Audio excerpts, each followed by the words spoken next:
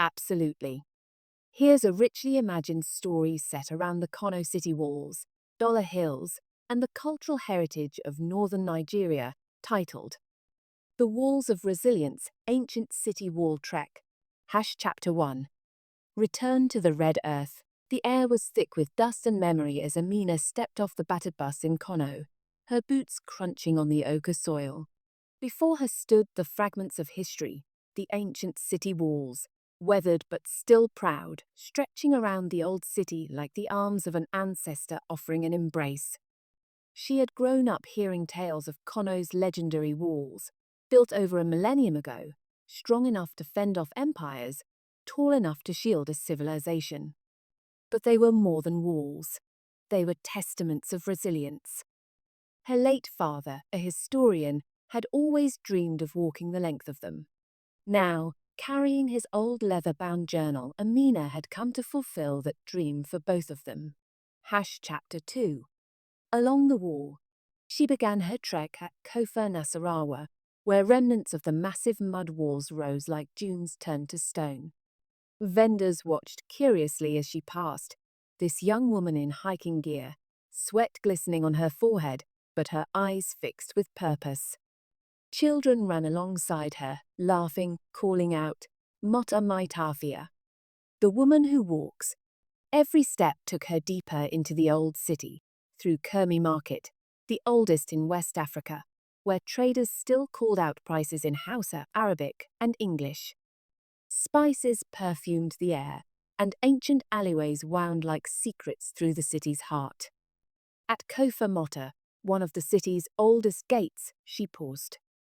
Here, according to legend, queens once passed through in ceremonial processions. Amina closed her eyes and imagined them, strong women draped in indigo and gold, walking with dignity through the gates of empire. Chapter 3.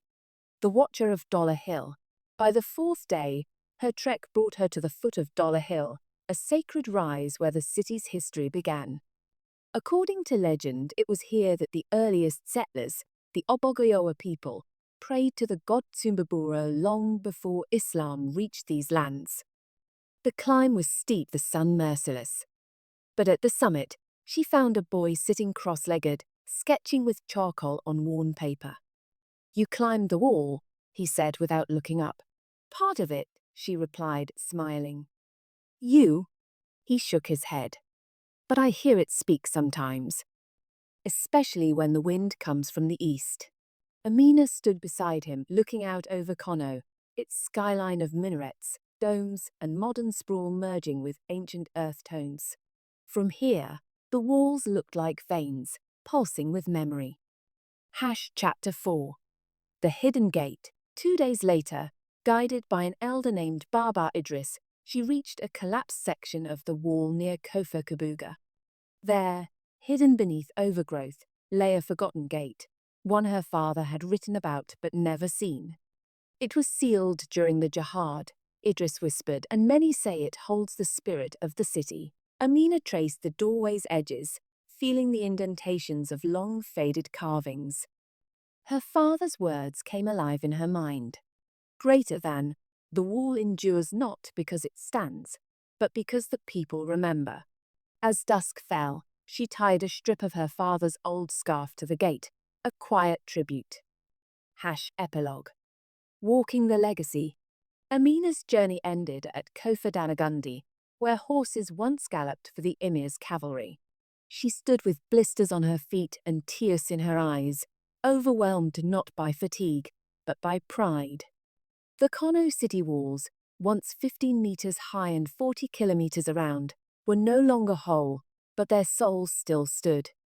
In the call to prayer, in the chants of praise singers, in the stories whispered over rooftops. Amina opened her father's journal one last time and wrote, Greater than, we walked the wall, and it walked with us, the stones remember. And now, so do I. She turned, ready to go, but not away. She was home now, and part of the wall's story. Would you like this adapted for a cultural travel guide, a historical documentary script, or even a children's version?